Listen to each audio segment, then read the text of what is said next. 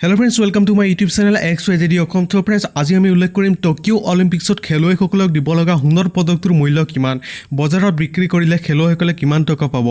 অলিম্পিকত তিনি প্ৰকাৰৰ পদক বিতৰণ কৰা হয়, সোণ, ৰূপ আৰু ব্ৰঞ্জ। এনে ক্ষেত্ৰত সোণৰ পদকৰ মূল্য কিমান জানিবলৈ আমি সকলো আগ্ৰহী, নহয়নে ফ্ৰেণ্ডছ? তো ফ্ৰেণ্ডছ, আহক এতিয়া ভিডিঅ'টো আৰম্ভ কৰোঁ। অলিম্পিকত সোণৰ পদক জয় কৰা পদকটোৰ ওজন 556 গ্ৰাম, ৰূপৰ ওজন 550 গ্ৰাম আৰু ব্ৰঞ্জৰ ওজন 450 গ্ৰাম। তেনে ক্ষেত্ৰত সকলোৱে ভাবিব যে খেলুৱৈজনৰ বাবে সোণৰ পদকটোৰ প্ৰায় 26 লাখ টকা মূল্য হ'ব, কিন্তু সেয়া একেবাৰে নহয়। যদি খেলুৱৈজনে তেওঁৰ সোণৰ পদকটো বিক্ৰী কৰিবলৈ যায় তেন্তে তেওঁ মাত্ৰ 65,790 টকাহে পাব।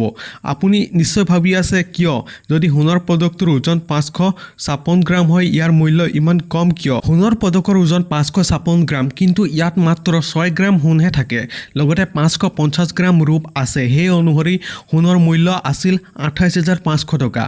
ৰূপৰ ওজন 550 গ্ৰাম, গতিকে ইয়াৰ মূল্য 37,290। সেই অনুসৰি সোণৰ পদকৰ মুঠ মূল্য 65,790 টকা।